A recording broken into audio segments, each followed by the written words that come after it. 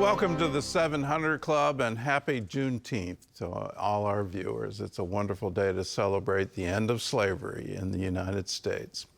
Well, Israeli Prime Minister Benjamin Netanyahu says Iran will pay the full price. He made that promise after Iranian missiles hit a hospital in Tel Aviv, along with other residential buildings. That latest attack comes as President Trump is deciding whether or not the United States military will join Israel in striking Iran. Chris Mitchell brings us the story from Jerusalem.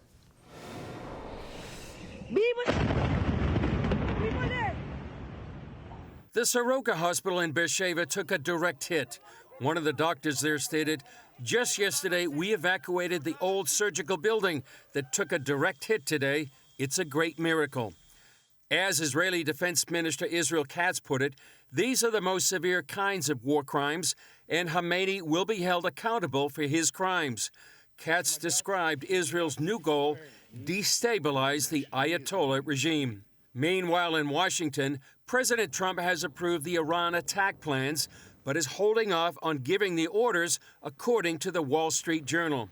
Speaking to reporters in the Oval Office, Trump says he's not looking for a fight with Iran. But if it's a choice between fighting and them having a nuclear weapon, you have to do what you have to do.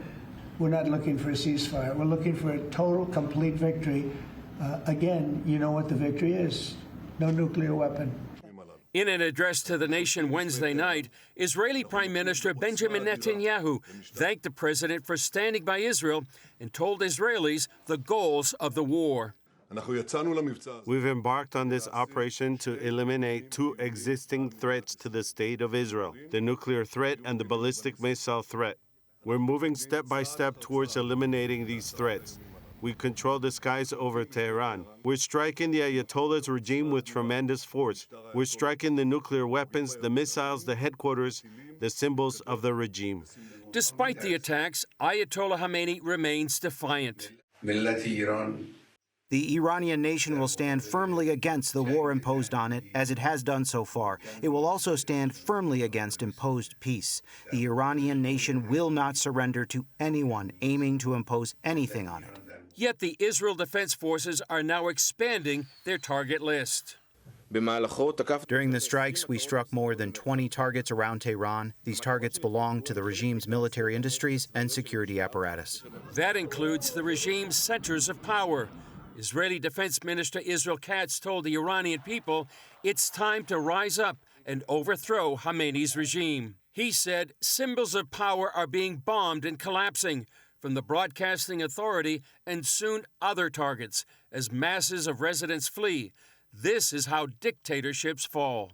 Iranian-American journalist Lisa Daftari tells CBN's Raj Nair the people of Iran have long endured a brutal dictatorship. This is not just since October 7th. This is not just since Friday. This is something that has been building up in the Iranian people for 46 years. They're sick and tired of it. You know, to see someone who is hanged because of a Facebook post or because they are a journalist or an athlete or a dancer. This is the life and the reality that they have been living. Earlier this week, Netanyahu told Israeli Channel 14, history is being made. We're at a historic turning point, and everyone is slowly turning to realize it. After victory over Iran, a new Middle East will emerge. Chris Mitchell, CBN News, Jerusalem.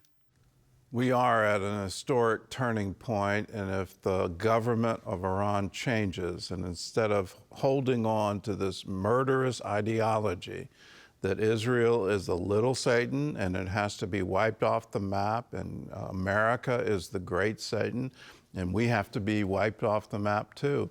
They earnestly believe, the leadership of Iran earnestly believes that the United States is the greatest obstacle to Islam in the world today. We need to be very serious in how we deal with them.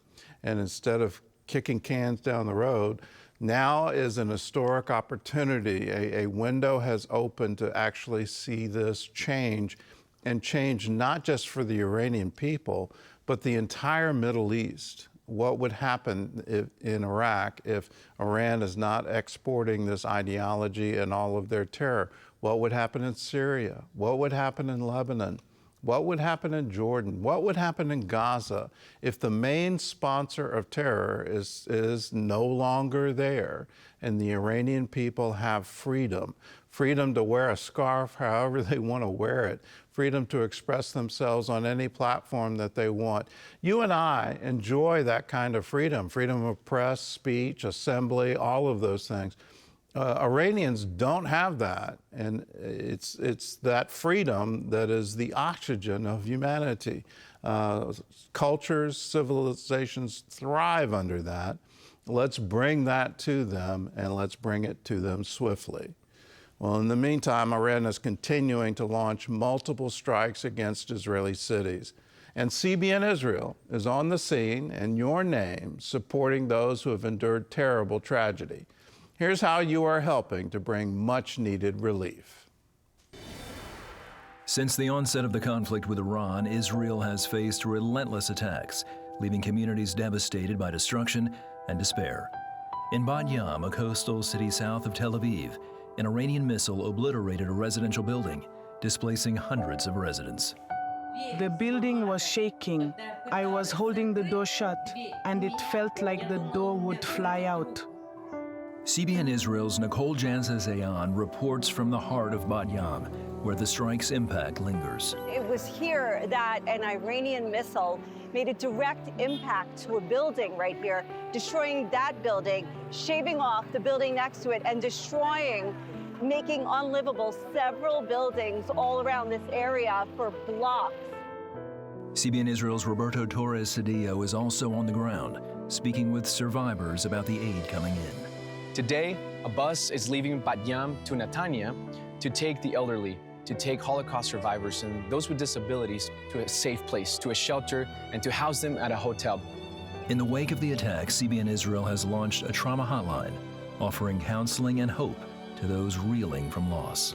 Thank you to the generosity of donors that are sharing the love of God during this time and reminding them that the God of Israel is watching over them, and that during these difficult times, blessed are those who mourn, for they will be comforted. Thank you for standing with the people of Israel, and thank you for supporting and praying for us.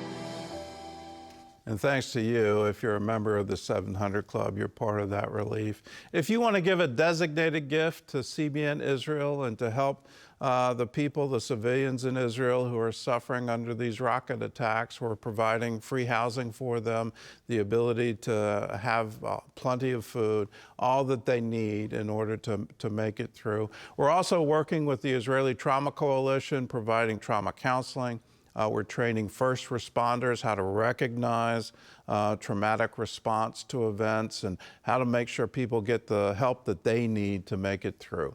Well, it's all made possible because people like you care enough to give. So if you'd like to, you can call us, 1-800-700-7000, say, I want to give to CBN Israel. You can go to our website, cbn.com/help Israel. You can also text Help Israel to 71777, or you can write CBN Israel on a memo line of a check. Send it to us at CBN Center, Virginia Beach, Virginia 23463, or you can also do that QR code with a smartphone.